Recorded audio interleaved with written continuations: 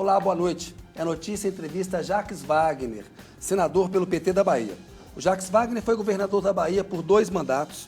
Ele foi ministro do governo Lula, ocupou o Conselhão, o Ministério do Trabalho e a Secretaria de Relações Institucionais, que fazia a articulação política na época. No governo Dilma, ele foi ministro da Defesa e da Casa Civil. E, atualmente, ele é o líder do governo Lula no Senado. Jacques, boa noite. Boa noite, Kenny. Prazer estar aqui com você na Rede TV, no É Notícia. Prazer é todo meu. Também a todos que nos acompanham. Obrigado aí por nos dar essa entrevista. A gente está chegando no final de 2023. Foi um ano que começou com tentativa de golpe, toda uma agenda difícil de ser aprovada no Congresso na questão econômica. Reforma tributária andou, a gente está vendo nessa semana que a Câmara encerra um capítulo importante. Eu queria uma avaliação sua, Jacques, sobre esse primeiro ano do terceiro mandato do presidente Lula. Olha, Kenny, eu acho que foi um ano muito produtivo, muito proveitoso. Nós recuperamos nosso lugar no cenário internacional, principalmente na pauta ambiental, que a gente sempre foi protagonista e tinha simplesmente desaparecido do mapa. O presidente Lula fez um investimento consciente e rodou vários países, e eu diria que hoje ele voltou a ter o protagonismo mundial e, evidentemente, o Brasil. Essa última COP, eu fui também, fiquei lá 2, 3 dias, mas era impressionante o volume de chefes de Estado querendo conversar com ele, pelo que é o Brasil, do ponto de vista do seu potencial ambiental, e pelo que é a liderança do presidente Lula. Então, essa é a primeira questão que eu acho fundamental. Segundo, nós começamos o ano, como você disse, muito atribulado. Já no dia 8 de janeiro, uma semana depois da posse, aquele trauma para a democracia brasileira, a depredação da Câmara, do Senado, do Supremo Tribunal e do prédio da Presidência da República, um vandalismo inaceitável e que, graças a Deus, as instituições brasileiras conseguiram resistir. E estamos nós aí de novo caminhando dentro da democracia como todos os brasileiros querem. Mas foi uma tentativa violenta, então não foi um começo comum. Já não era um retomar comum, porque em 2003, quando nós chegamos à presidência da República pela primeira vez, a gente chegou sucedendo o governo de Fernando Henrique Cardoso, que é igualmente um democrata, que era da social-democracia ou é da social-democracia uma transição brasileira. Exemplar, né? Então ninguém ficava, como se diz, com o olho nas costas. Sim. Hoje, quando a gente retomou e teve que remontar ministério, era como se você estivesse tateando com um detector de minas, porque foram muitas bombas deixadas pelo caminho, além da economia depauperada, tanto que a gente teve que aprovar, antes de sentar o presidente na cadeira, a PEC da transição, que graças a Deus, e aí eu agradeço aqui a Câmara e o Senado anteriores, porque ainda era dezembro, a gente ter aprovado, que deu oxigênio para a gente começar esse ano. Depois nós remontamos toda a rede de proteção social. Não é pouca coisa, é Minha Casa Minha Vida, é Mais Médico, é o Bolsa Família extensivo a filhos, um sem número de programas na área social, na área de saúde, que também foi fantástico para dar sustentabilidade à população mais simples, que tinha inclusive empobrecido. Quer dizer, é bom a gente lembrar aos que estão nos acompanhando, não é notícia aqui na Rede TV, que nós tínhamos saído do mapa da fome, da FAO, da ONU, e retornamos ao mapa da fome. Quer dizer, não é possível você imaginar um país plenamente desenvolvido no século XXI, onde milhões passam fome, ou milhões estão na linha da pobreza. Então, recuperamos tudo isso. Isso, para mim, é fundamental, que a base de sustentação de uma sociedade tem que diminuir as nossas diferenças. E, além disso, a gente lançou as bases para o desenvolvimento sustentável na economia, com arcabouço, com a reforma tributária que está acabando de ser votada, e agora com a chamada 1185, que é uma espécie de PEC da transição para o ano que vem, ou seja, é quem vai dar oxigênio para funcionar. Então, quais foram as reações do mercado e da economia?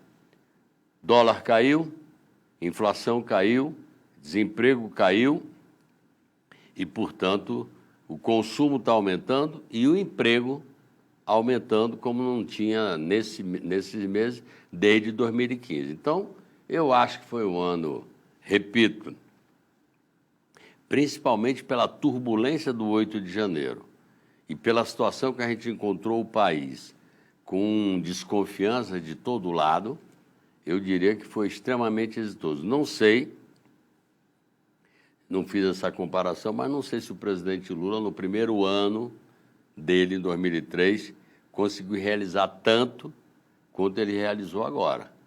Porque o salário mínimo voltou a ter um ganho, mesmo que pequeno, no valor real do salário mínimo, mas com a queda de preço, se você for comparar com, vamos dizer, a bolsa de alimentação, com o básico para a população mais simples, houve um ganho razoável para essa população e para todos, na verdade. Então, eu sinceramente acho que foi um ano extremamente produtivo. Quero mais uma vez, como líder de governo, no meu caso, no Senado, agradecer aos senadores, agradecer ao presidente da Casa, que não tem que tomar lado, ele é um magistrado, mas tudo que é matéria fundamental, como reforma tributária, ele se comprometeu, e eu diria que a gente deve terminar o ano na quinta ou sexta-feira da semana que vem, ou seja, uma semana daqui,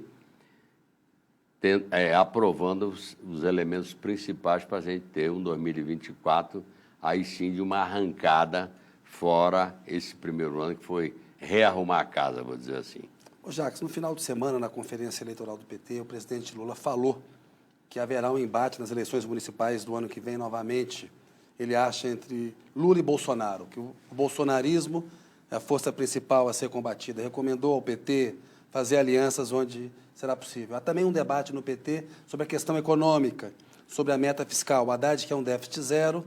Tem gente do PT que acha que a meta não pode ser déficit zero para ter mais espaço para investimentos em infraestrutura e em programas sociais. Como é que você vê essas duas questões?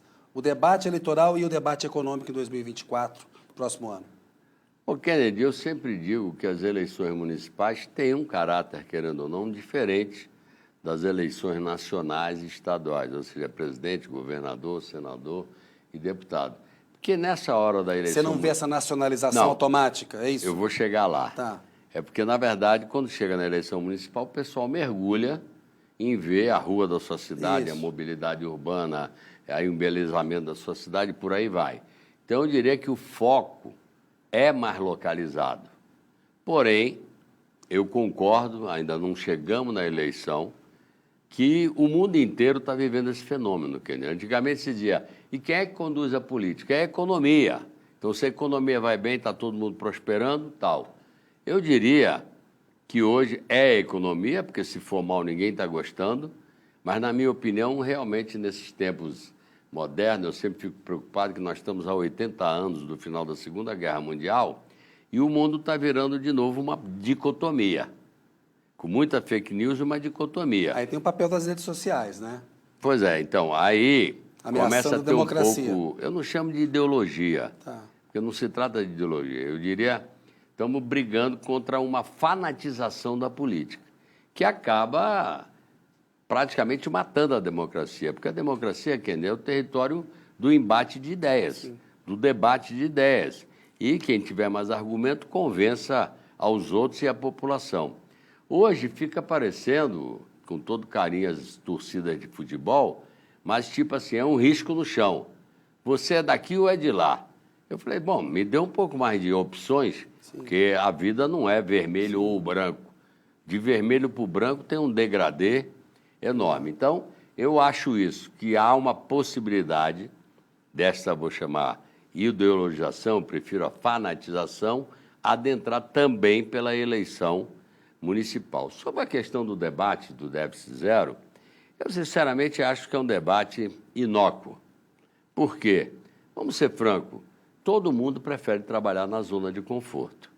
Eu, você, se aqui você tiver mais folga, você quer ter mais gente, isso, quer ter um estúdio melhor, etc. Tal. Se o Haddad não tivesse colocado déficit zero, é meio. Talvez hoje a gente estivesse discutindo, não é meio, tem que ser 1.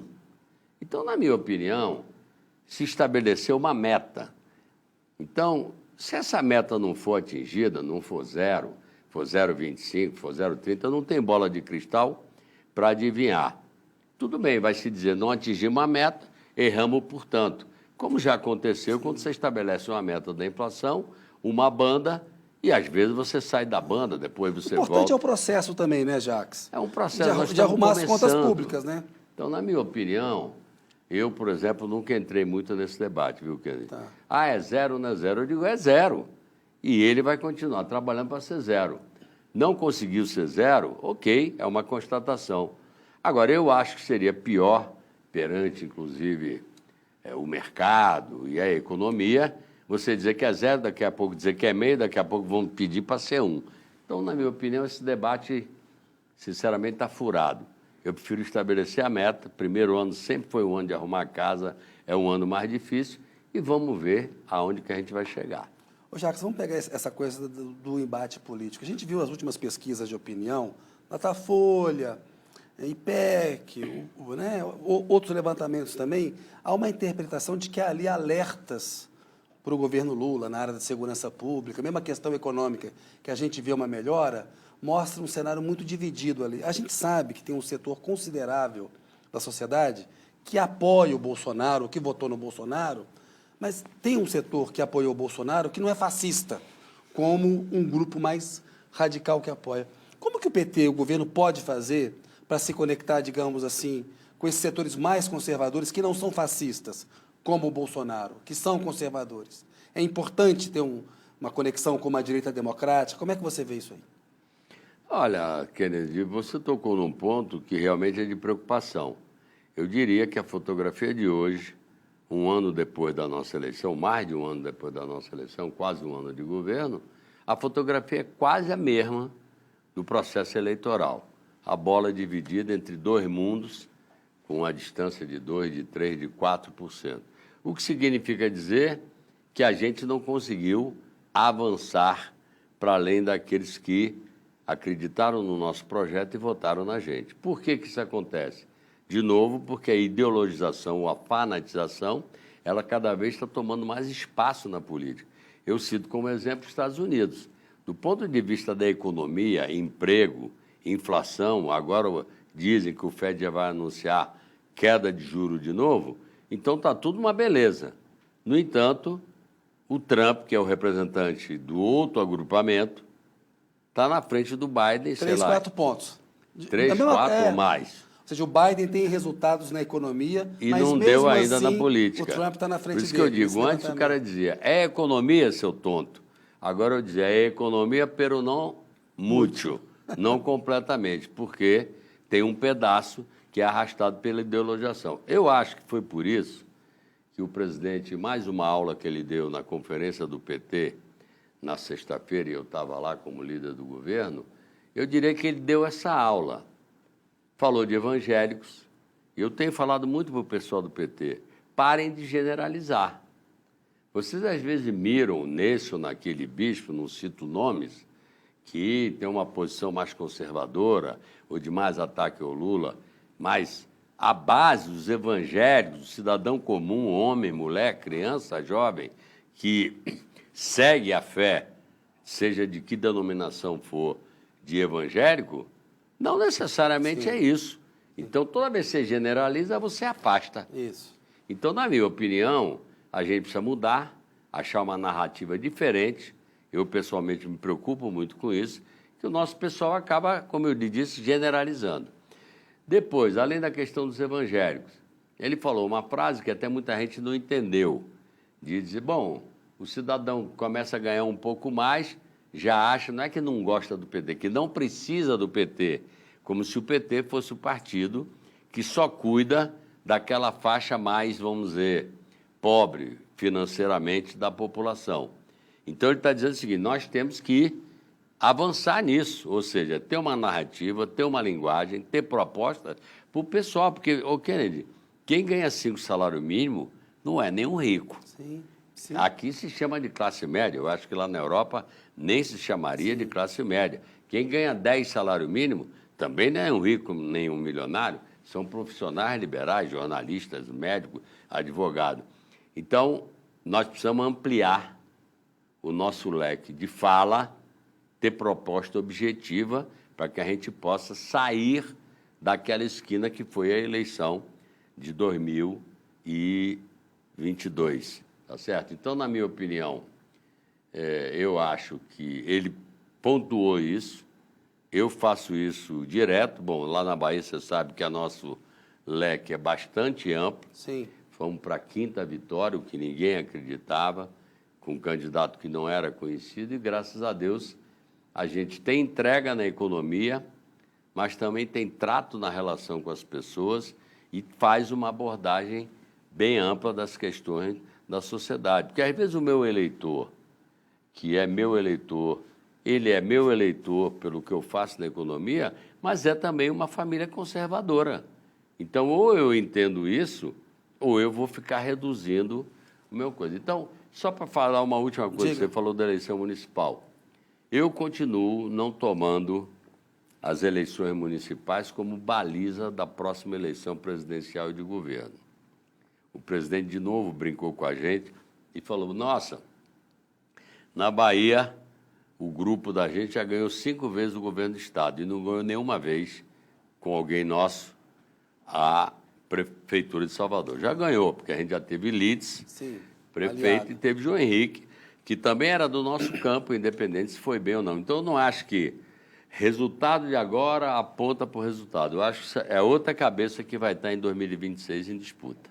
Já que você fala do papel das redes sociais, me parece que é um fenômeno que afetando a política e a democracia, não só aqui no Brasil. A gente acabou de falar dos Estados Unidos, a gente vê na Europa esse debate também.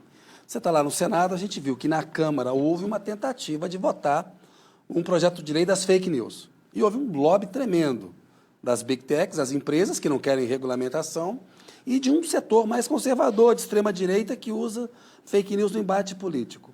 Você, como líder do governo no Senado, alguém que participa da estratégia política, aprovar uma regulamentação das redes sociais não ajuda a combater esse problema do qual nós estamos falando agora, por exemplo, de uma certa fanatização da política? Eu, na minha opinião, a regulamentação é super bem-vinda. Eu acho que qualquer atividade que atinge a grandeza que atingiu todo o sistema das plataformas, da internet, tudo isso que a gente está vivendo hoje, mas isso vai desde promiscuidade infantil até a tentativa de descaracterização da política. Sim. Então, é óbvio que tem que regulamentar. Alguns debates são difíceis. Por exemplo, agora teve essa semana o debate sobre regulamentação dos chamadas apostas de internet, aquela Isso. coisa toda.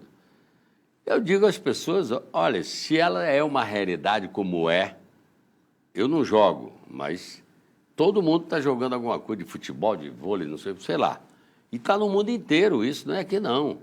As plataformas que operam isso aí, operam em 26, 30, 40, 50 países. Aliás, tem plataforma que dá suporte a jogos que opera em 26 países, tem ação na Bolsa de Londres, tem compliance e, portanto, não aceita qualquer um embarcado. Ela vai ver quem é aquele bets. Então, regulamentar não é autorizar, é o contrário, é regulamentar. Se tem uma atividade econômica, por que o Estado não vai cobrar imposto para fazer mais educação e mais saúde? Quem quiser joga, quem não quiser não joga. Mas pelo menos você vai separar o joio do trigo. É como pode, né? Se regulamenta. Claro, se tiver malandragem no jogo, você tem que cortar. É a mesma coisa que eu acho. É óbvio que eu sou a favor da liberdade da imprensa, mas a gente não pode achar que é razoável alguém usar a rede de internet para pregar o fim da democracia, para pegar uma série de absurdos que se roda por aí. Então, eu sou amplamente favorável. Esse combate, você falou da questão de achar uma narrativa. O Lula, por exemplo, ele dedicou este ano de 2023 a reconectar o Brasil com o mundo. Acho uma estratégia correta. Acompanhei algumas viagens internacionais dele e acho que está numa linha correta. No entanto, a extrema-direita fala que ele viaja muito, dá pouca atenção aqui para o Brasil. Ciro Nogueira, que foi ministro do Bolsonaro, fala ele fica mais tempo fora do que aqui. O próprio Lula está dizendo que em 2024 ele vai se dedicar mais a viagens domésticas. Agora, como combater essa narrativa falsa? Porque é importante ter uma política externa, porque o Bolsonaro isolava o Brasil do mundo. Como você combate essa narrativa falsa, Jacques? Olha, Kennedy, eu acho que os fatos que estão aí por si só, eles impõem a derrota dessa narrativa. Porque o Lula não viaja para dizer que foi aqui ou foi lá.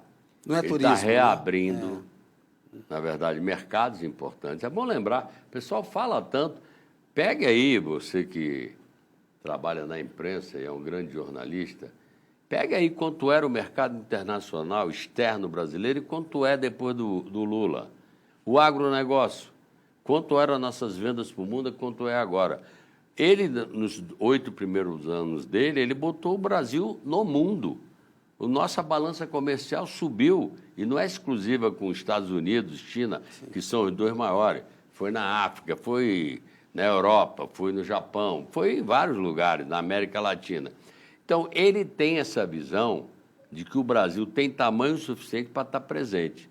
Eu concordo com você, e ele sabe disso, ele que me chama de galego, ele diz, galego, ano que vem o aeroporto só tem linha nacional. Eu vou viajar pelo coisa. Agora, só para desfazer dessa versão, apesar de ele ter feito muitas viagens e todas renderam fruto, porque ele está buscando... Ele passou agora na Arábia Saudita e em Doha, no Catar. Foi fazer o quê? Foi buscar investimento. Está trazendo investimento. Foi ladeado pelo ministro-chefe da Casa Civil, pelo ministro de Minas e Energia. Ou seja, ele foi buscar investimento. Hoje o Brasil, Kennedy, é desejado pelo mundo de investidores. A gente, acabando de fazer todo esse arcabouço de uma economia equilibrada, uma reforma tributária que, óbvio, vai levar tempo, porque você tem que sair de um sistema para outro, você não dá, como se diz, um cavalo de pau da noite para o dia. Porém, eu não tenho dúvida nenhuma que a gente está colhendo fruto. Ele mesmo disse também nesse dia da conferência do PT, você planta uma semente, não dá no dia seguinte. Leva 3, leva 4, leva 6 meses para você colher um fruto. Mas ele sabe o que ele está fazendo. E esse ano, o que eu ia dizer é o seguinte, mas ele não dispensou. Eu fiz uma lista aqui com você do que ele remontou, mesmo estando viajando. Ele tem a equipe dele, remontou tudo aquilo que eu não vou repetir, que eu respondi na primeira pergunta. Então, eu acho que foi o foco dele, está encerrado este período, que não quer dizer que ele não vai viajar mais nunca, mas ele vai, com certeza, se dedicar muito mais a andar pelos estados. Ô Jacques, todo começo do segundo ano do mandato, os presidentes, às vezes, fazem uma reforma ministerial, fazem ajustes nas equipes. Está pintando uma reforma ministerial do governo Lula aí para janeiro, para fevereiro? Ou você acha que do jeito que a coisa está aí, pode ser uma troca pontual aqui ou ali? Olha, Kennedy, ele, pelo menos comigo, nunca discutiu esse tema com essa conotação de reforma ministerial. Eu acho que é natural, já fui governador, você tem o primeiro ano de trabalho, é natural você fazer uma avaliação do desempenho de cada setor, de cada ministro, de cada ministra, e nessa reavaliação você pode trocar. Se for uma coisa muito pontual, 1, 2, 3, ninguém vai chamar de reforma ministerial. Isso. Se tiver uma amplitude maior, podem chamar de reforma ministerial. Eu prefiro dizer que ele vai avaliar seu governo e onde ele achar que o desempenho não está satisfatório, é possível que ele faça mudanças, eu prefiro dizer, pontuais. Jacques, vou pedir licença um minutinho. A notícia volta daqui a pouco com o Jacques Wagner.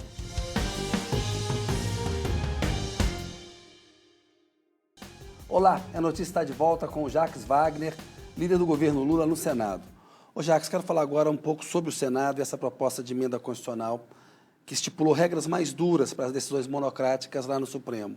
O Supremo já tinha feito uma reforma no regimento. Mesmo assim, o Senado entendeu que devia votar o projeto. Você votou a favor do projeto, teve uma repercussão danada, porque você é líder do governo, parecia um movimento do governo apoiando quem queria enquadrar o Supremo. Esse projeto foi visto como uma tentativa de enquadrar o Supremo, de setores conservadores. Explica para a gente, por que você achou importante votar a favor dessa proposta e como que está a relação entre Senado e Supremo? Olha, deixa eu dizer, primeiro, eu orientei a posição do governo conforme me foi demandado.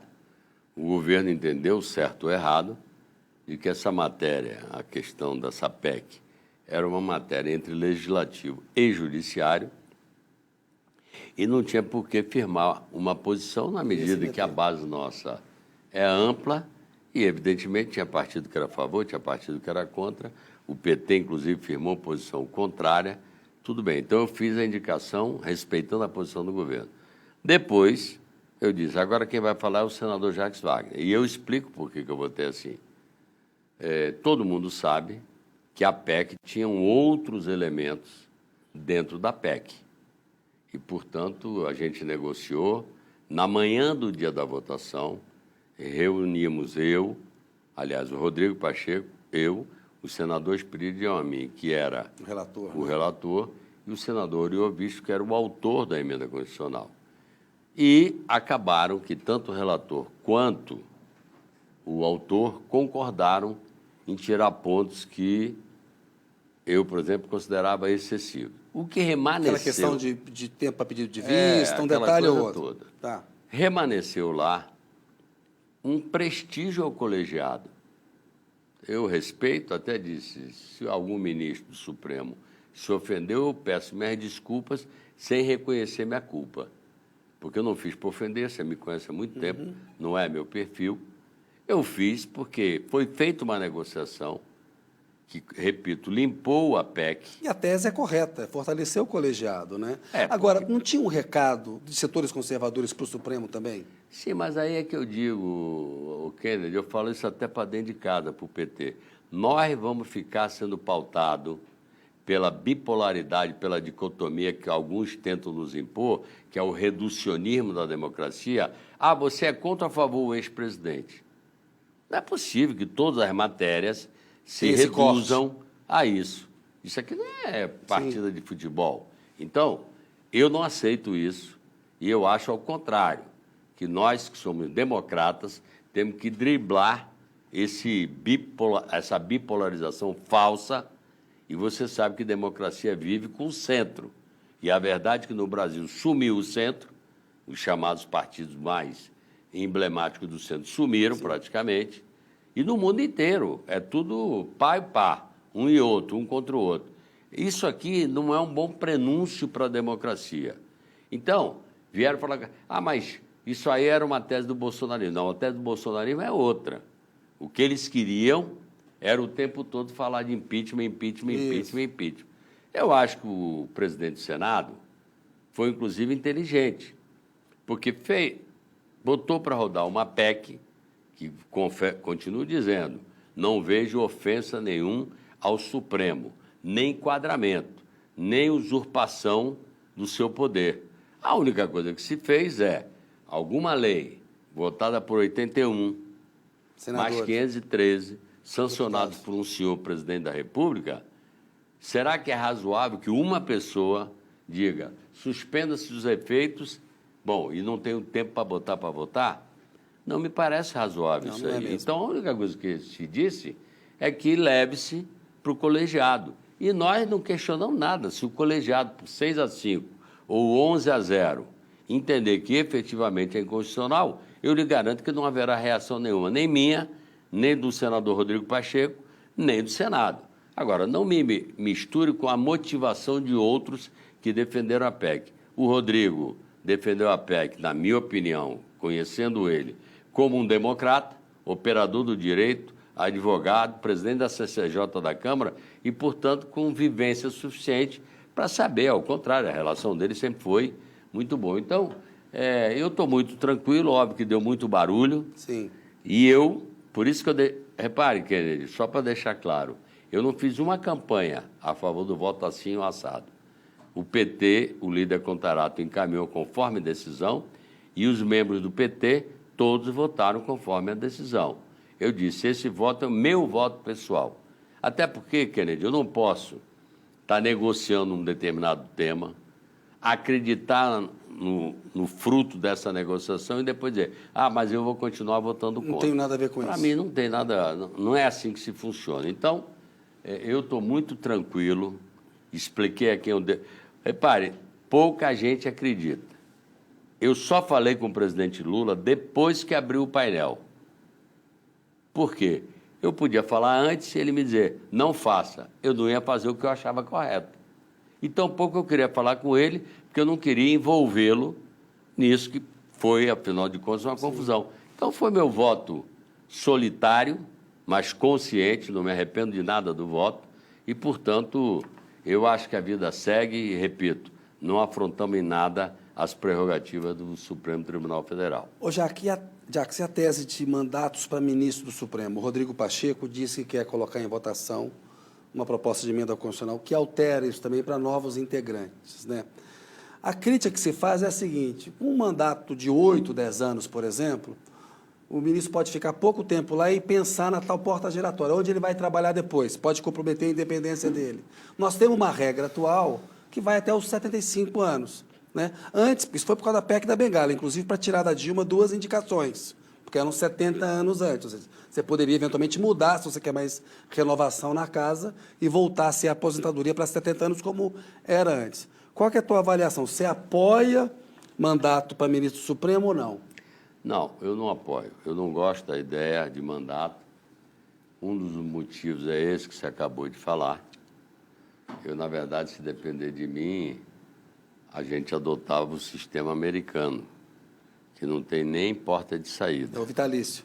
É vitalício até que a Ou própria corte queira reconheça sair. que o cidadão. Mas não vamos imitar os Estados Unidos. Nós temos a porta de saída aos 75 anos. E eu concordo com você. Se alguém entrar com 40, tiver mandado de 12, sai com 52 e vai para casa dormir, não vai.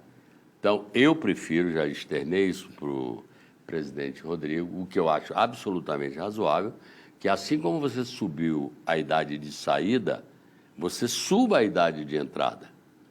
Porque, Kennedy, para você dizer assim, nada contra os jovens, eu tenho filho jovem de 50, 47, por aí vai. Agora, o que eu quero dizer é o seguinte: para o cidadão sentar em uma das 11 cadeiras mantenedoras da democracia brasileira, eu acho que ele tem que demonstrar caminho rodado do ponto de vista de experiência de vida. A gente sai da universidade, você não é o jornalista que saiu da universidade. Sim. Você, depois de muitos anos, seguramente incorporou milhares de outros saberes na sua caminhada como jornalista. Então, eu acho... Qual seria a idade boa? Por mim, pode ser 55, 60 anos. Se eu fizer 55, para quem gosta da ideia de mandato, eu estou dizendo que é um mandato de 20. Se eu falar que é 60 anos, eu estou dizendo que é um mandato de 15. Mas eu não gosto da ideia de mandato. Realmente não gosto.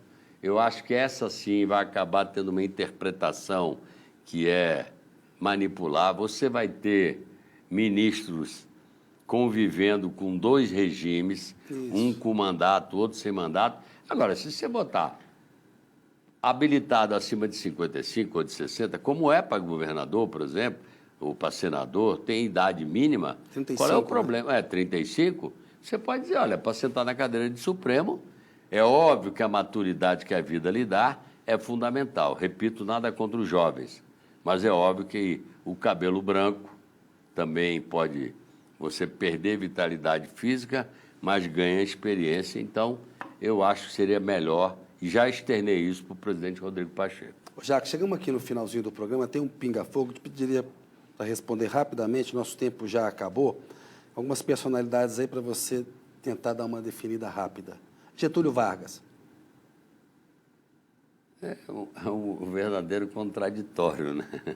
De ditador, ele sai para o cara, um presidente popular com a carteira de trabalho, com a fundação da Petrobras e que entregou a vida. Então, seguramente foi um político habilidoso e bastante representativo, tanto que até hoje ele é lembrado e estão refundando o PTB, portanto, eu diria assim, voltando à origem, à inspiração inicial. Juscelino Kubitschek.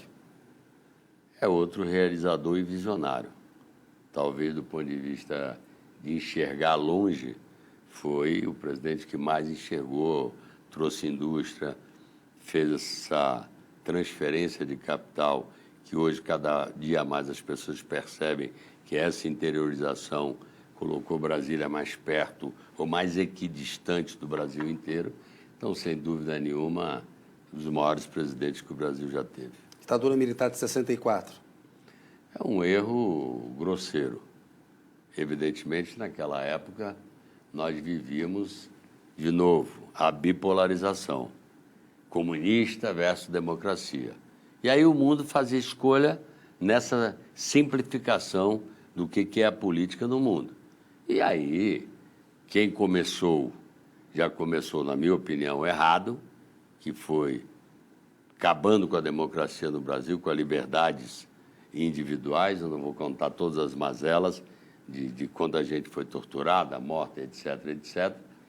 E, na minha opinião, aquilo não contribuiu para o prestígio que sempre tiveram e tem as Forças Armadas no Brasil, como eu acho que o episódio do governo passado também não cumpriu, não ajudou as Forças Armadas a manter o seu prestígio.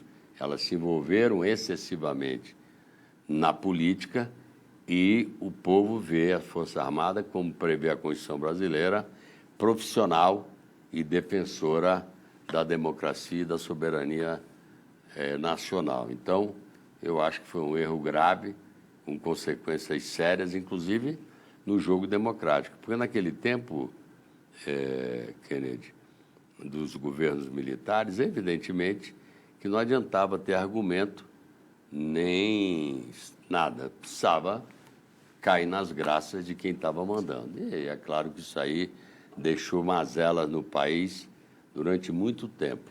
José Sarney. É outro grande, na minha opinião, político. Ele participou de um agrupamento político quando viu que estava esgotado aquele momento, que foi exatamente o momento dos governos militares. Ele soube se reciclar e acabou, infelizmente no sentido que a morte de Tancredo era absolutamente indesejada, e acabou sendo um presidente que cumpriu uma tarefa, que botou a Constituinte para funcionar. Houve a promulgação por Ulisses da Constituição de 86, que é a famosa Constituição Cidadã, então tem seu lugar na história, sem dúvida nenhuma. Fernando Collor de Mello. Foi uma aventura. Itamar Franco. O Itamar é um brasileiro, de novo, um democrata. Na verdade, nós trabalhamos muito na época pelo impeachment, e errado ou certo, fomos convidados para participar do governo dele, e o PT entendeu que não deveria participar. Não sei se foi correto, porque nós fomos artífices, ou pelo menos parte da construção do impeachment dele, e depois, como se dissesse, não é com a gente. Mas eu posso debitar ou acreditar isso aí ao processo de amadurecimento do PT. É óbvio que a gente nasceu de um jeito e vai amadurecendo na caminhada da política. Fernando Henrique Cardoso. Eu acho que é outro grande democrata, esteve com a gente nas diretas. Eu, quando era do movimento sindical, quando eu conheci o presidente Lula em 1978, nós fizemos um congresso na Bahia dos petroquímicos e petroleiros e foram convidados Almino Afonso, Fernando Henrique Cardoso e o presidente Lula como aquele grande sindicalista que despontava. É inegável reconhecer que o presidente Lula, a partir de 2003, pôde fazer essa que eu chamo revolução pacífica social, porque tinha recebido um país com equilíbrio fiscal, com a moeda do real. Ou seja, eu considero, Kennedy, que ninguém faz sozinho na democracia. Se a gente tiver maturidade e cada um que for eleito não achar que tem que destruir tudo que o antecessor fez, eu acho que cada um vai botando seu tijolinho e a gente vai chegando lá no que a gente quer. Então, na minha opinião, é inegável a contribuição que ele deu ao Brasil. Dilma Rousseff.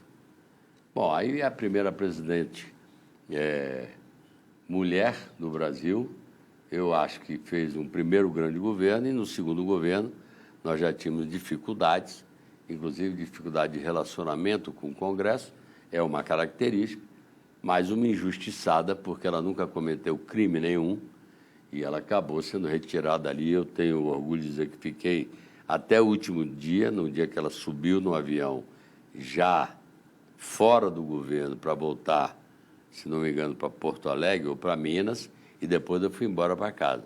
Mesmo não sendo mais ministro, eu estava aqui toda semana trabalhando junto com ela. Infelizmente, a condenação política misturaram com uma condenação E o que eu posso dizer é que crime a Dilma nunca cometeu, e hoje ela é convidada em vários lugares do mundo exatamente para falar do momento que se passou. Então, na minha opinião, a ameaça à democracia, o pessoal não gosta muito que eu fale disso, mas eu sou obrigado a falar de novo. A ameaça à democracia não começou em 18, começou em 15, quando se surrupiou o que há de mais sagrado na democracia, que é o voto popular. Se crime houvesse, seria outra coisa.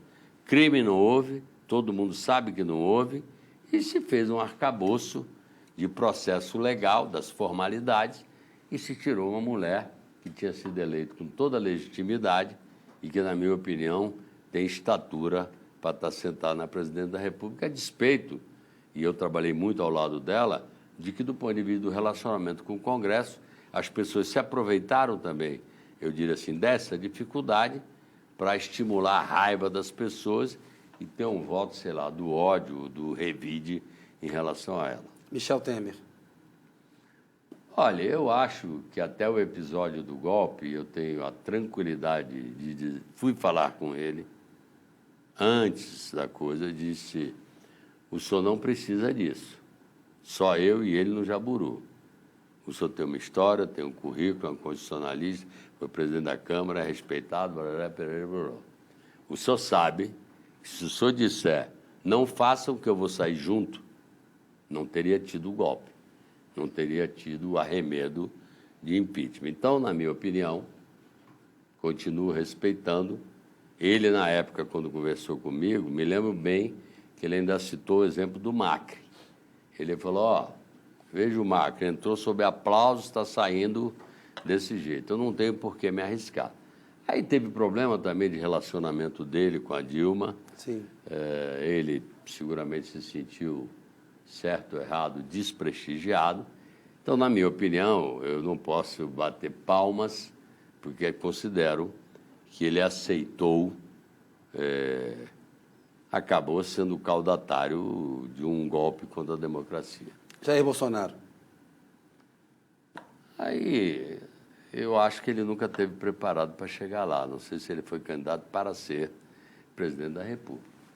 É uma pessoa que, tudo bem, vem se caracterizando pelo mundo afora, figuras como ele, como eu lhe disse, que, na verdade, não discutem ideias, não debatem ideias, pegam um clichê, pegam uma fake news e sai por aí atirando e fazendo seu exército, sei lá, de fanatizados. Então, deixou um legado, na minha opinião, muito ruim, alienou muito patrimônio brasileiro extremamente importante, por pouco não alienava outros, como a Petrobras, o Banco do Brasil, a Caixa Econômica, mas alienou a Eletrobras de uma forma que eu acho que foi lesiva ao patrimônio brasileiro e acabou instituindo uma relação com o Congresso Nacional de pragmatismo puro. Porque o deputado, o senador, ele quer estar do lado de um projeto exitoso, porque ele está pensando na reeleição dele. Se você não tem um projeto exitoso para oferecer, você acabou caindo naquele pragmatismo de orçamento secreto e por aí vai, que, na minha opinião, maculou muito e a gente ainda paga o preço por esse período, por esse relacionamento. Lula. Aí, para mim, é um gênio da política, é um ser humano, eu brinco, que eu não sou de idolatrar ninguém, nunca idolatrei nem meu pai, nem idolatro ele. Tenho 45 anos de amizade, tenho o maior apreço por ele. Ele foi responsável, sem dúvida nenhuma, por, eu diria, todas as nossas vitórias na Bahia, porque ele sempre foi um guarda-chuva na Bahia, onde ele atinge 70%, 72% dos votos. Então, não sou menino para saber que isso tudo criou um vento desde a minha primeira eleição, em 2006. E depois a gente foi também, evidente, fazendo o nosso serviço de casa, entregando, realizando, e fomos conquistando outras vitórias. Mas, para mim, ele é um gênio, com uma memória totalmente fora do normal. Você conhece ele cita coisas, eventos da história dele, de 40, de 50 anos.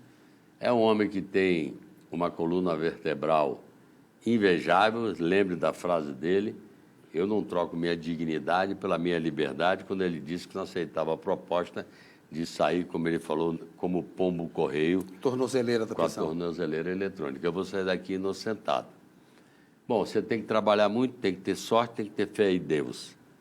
E, evidentemente, nessa fé em Deus, eu colocaria a questão dos hackers, que, na verdade, derrubaram Sim.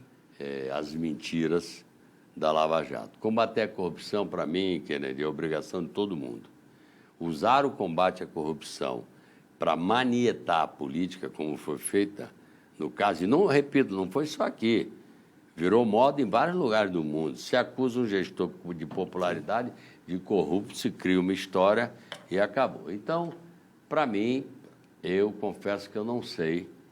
Se tiver uma galeria dos 3 melhores presidentes do Brasil das últimas décadas, seguramente ele estará, e você vê isso no reconhecimento internacional dele. Então, eu estou à vontade e repito, não preciso adular. Aqui tem 45 anos de amizade, de família, de amizade e de parceria política.